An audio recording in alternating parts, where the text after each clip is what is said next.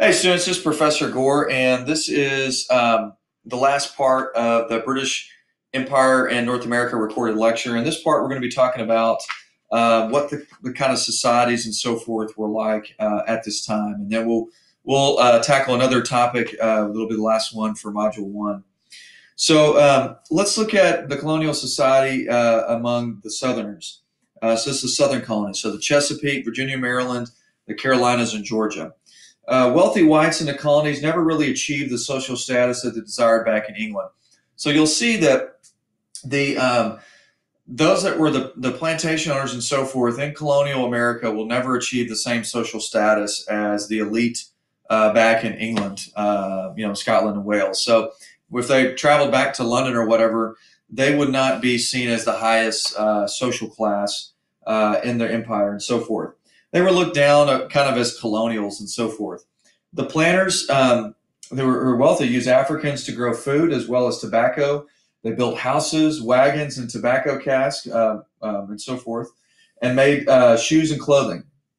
By making their plantation self-sufficient, the Chesapeake elite survived the depressed tobacco market between 1670 and 1720. So basically, they were able to produce enough food crops to feed themselves and then sell the surplus to the market.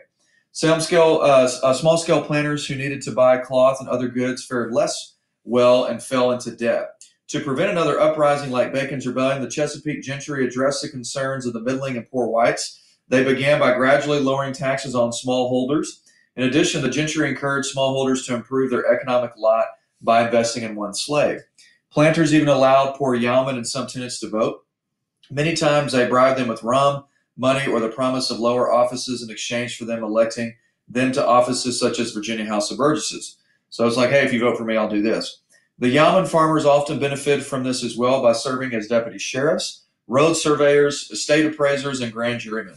The gentry often enjoyed hunting, hard drinking, if they could afford it, and the gambling on horse races. So these were forms of entertainment for them. The gentry often enjoyed the wealthy planters embraced their modest wooden houses with mansions of brick and mortar. So they were able to build bigger, nicer colonial homes. The planters usually sent their sons to be educated in London as lawyers and gentlemen, as long as they could afford it. And wealthy Southern women enjoyed reading English newspapers and fashionable magazines. They wore the finest English clothes and dined in the English fashion with an elaborate afternoon tea. Tutors were hired to teach their social etiquette to make them more marriage material. So keep in mind that all throughout the colonies, if they immigrated from England, they were proud to be British and English. Okay, and they wanted to raise their children to be English and so forth.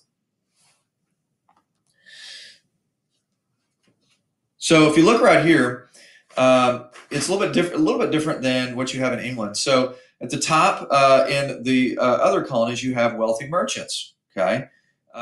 Where in the South, it's mostly large plantation owners and so forth. Right below them is lesser professional men. And so those that were, lawyers that weren't as well off or other skills and so forth. The classic yeoman farmer, okay, would have been the one that, owned his own land, but didn't work for somebody else, but didn't own very much land. Okay. Now, what you have below them now are those that were lesser tradesmen who were just hired as manual workers. So those that were hired as carpenters or brick masons or so forth. Okay, so just hired hands for a particular job, and they had to kind of find their own work. Right below them were indentured servants, or those that were sent over to Georgia as debtors and so forth. So, but eventually, indentured servants would become yeoman farmers if they lived long enough and were able to obtain their land on the frontier from Native Americans. And then right at the bottom was black slaves. Okay, so that's kind of the social pyramid that you see emerge. Okay, so the majority of those that were in the colonies were farmers. Okay, and you do have quite a bit of fishing in New England because you're not too far from the Grand Banks. You also had a big logging enterprise. And New England was very much a part of the triangular trade, and those that were involved as merchants in colonial New England could make a very good living for themselves, such as John Hancock, who was one of the wealthiest people at the time of the American Revolution. Okay, so I've covered this in a previous part. I want to emphasize this again. So in the triangular trade, you have rum and guns brought from England to Africa. Okay, now rum typically was also made in the Caribbean or the New England colonies from sugar, um, and so there was some goods sent to Africa. Africa provided the laborers with slaves, and majority of them are going to be men. Now, in colonial North America, the English colonies, you had more women that were imported, but if you were in the Caribbean or Brazil, it was primarily men. And so that's that middle passage is so terrible. Caribbean provided the sugar. Okay, the English colonies in North America provided the food and the raw materials. The food would be sent down to the Caribbean or back to England, and then the raw materials would be sent to England, and England would make the manufactured goods and either send them to Africa or the Caribbean or North American English colonies. Okay, so just to emphasize that again, triangular trade is very important. Okay, manufacturing was limited because England wanted manufacturing to take place back in England. So later we'll see when leading to the American Revolution, Americans want to make their own American things and not having to pay higher prices for goods made in England. Like hats and irons, spinning and weaving and so forth. The clothing was primarily made in England. Later when we get to Module 2, we'll talk about how colonial Americans began weaving and spinning their own clothing to boycott British-made clothing because of the Stamp Act, among other things. Okay, but English products are going to be very much bought in the English colonies of North America. In fact, right before the American Revolution, they made up 25% of the British economy. Okay, so I've already covered Southern Gentry Society. Now let's get to Northern Maritime economy. As early as the 1640s, New England farmers supplied the Sugar Islands with bread, lumber, fish, and meat, as I just mentioned. And by the 1700s, the economies of the West Indies and New England were closely interwoven. Soon, farmers and merchants in New York, New Jersey, and Pennsylvania were also interwoven. We're also shipping wheat, which was a big-time food crop, corn, thanks to Native Americans, or as they called it, maize, and bread to the Caribbean Sugar Islands.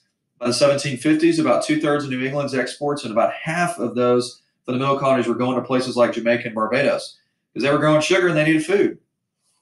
Okay, England gave the West Indies bills of credit to purchase slaves from Africa and provisions from North America in exchange for continually shipping sugar to England because they were making bank from selling sugar. The American farmers and merchants then exchanged the bills for British manufacturers, primarily textiles and iron goods. And the West Indian trade created the first American merchant fortunes and the first urban industries. Many in Boston used purchased molasses to distill rum. More than 500,000 gallons in Boston alone in the 1740s were made right there. New England ports built a major fishing industry by selling salted mackerel and cod to the Sugar Islands and to Southern Europe. I love cod. American port cities grew in size and complexities as more and more immigrated. And by 1750, the populations of Newport and Charleston were nearly 10,000. Boston had about 15,000, and New York had almost 8,000. Okay, and so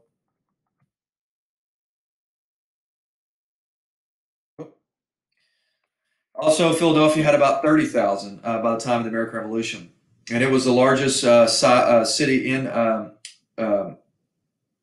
in colonial North America. The lumber industry in New Hampshire sprung up to provide the timber for shipbuilding. The best ships in the world, baby, were made at this time and built in New England with American timber.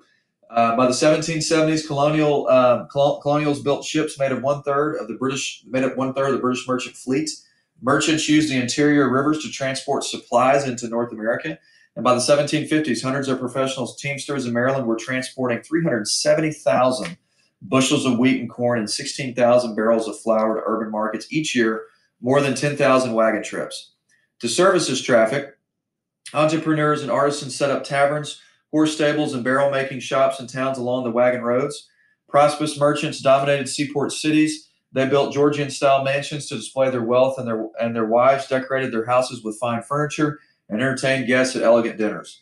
Artisan and shopkeeper families, the middle ranks of seaport society, made up nearly half the population.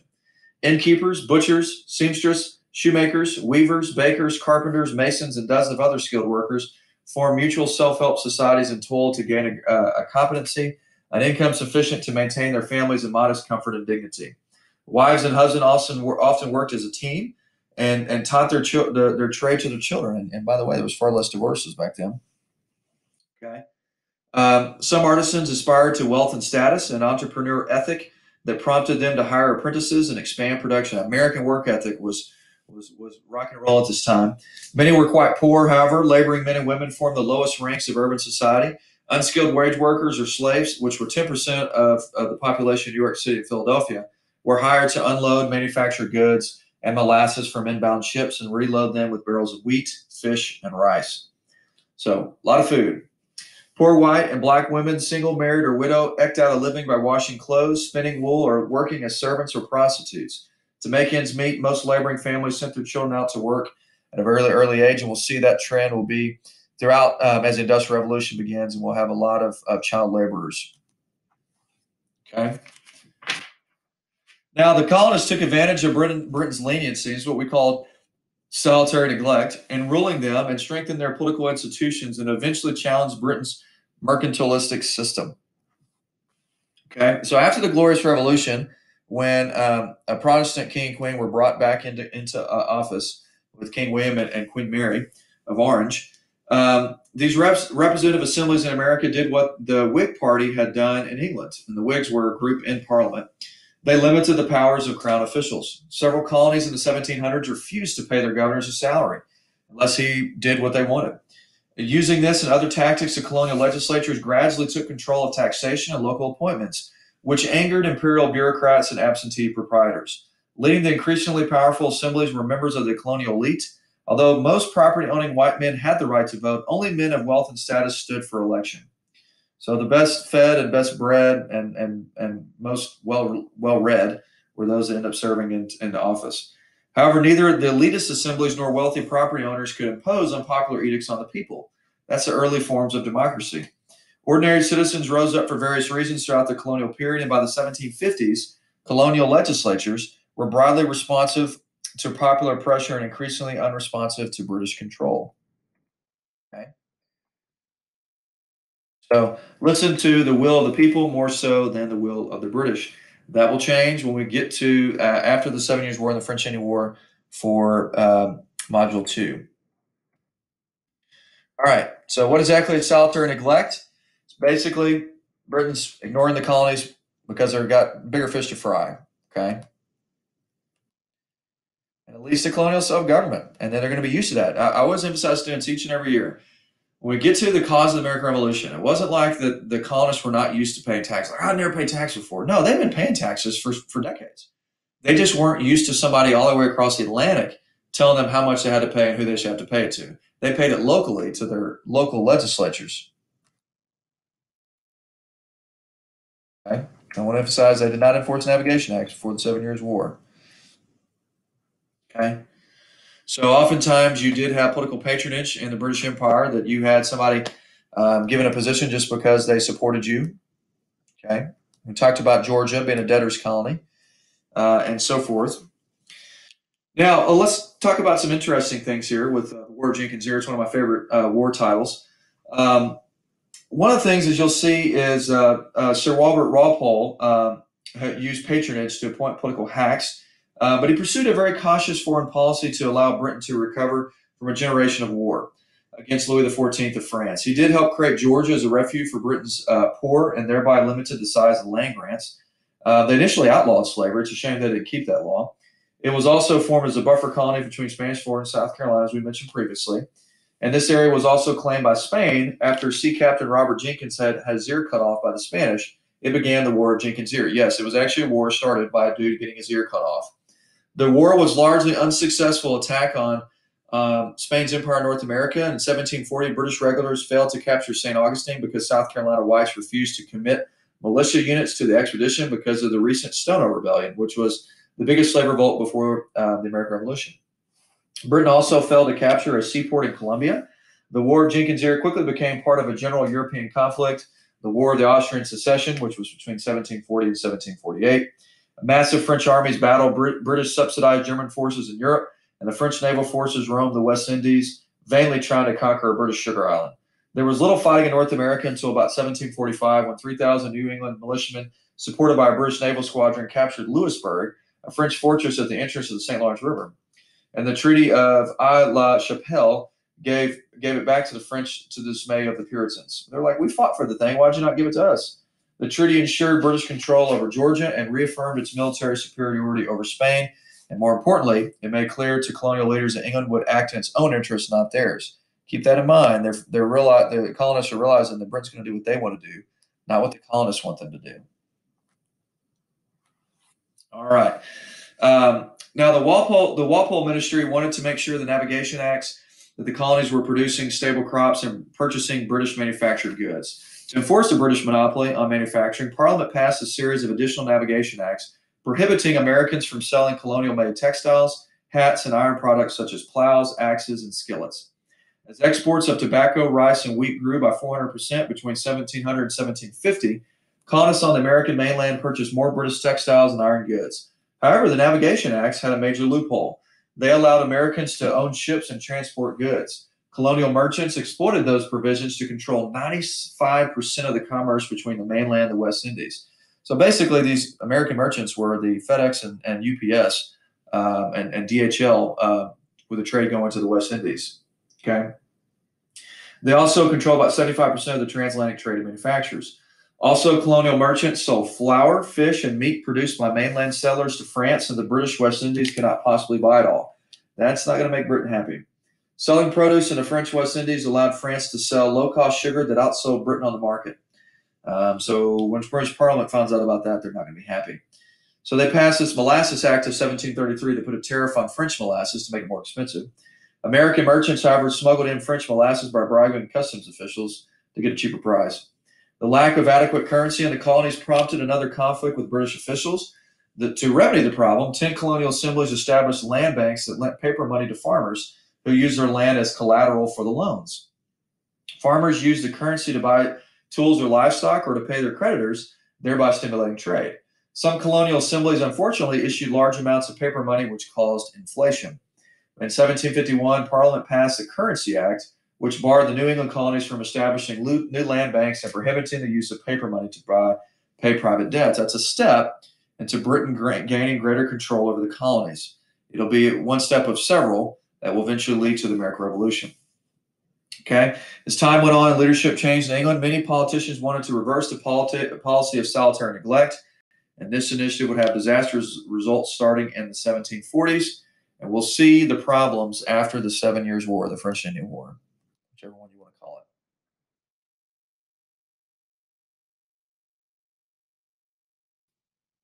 The Currency Act could not print any more paper money to be able to buy land out in the West on the frontier. All right. And we'll get to the growth and crisis in colonial society as the next topic in Module 1.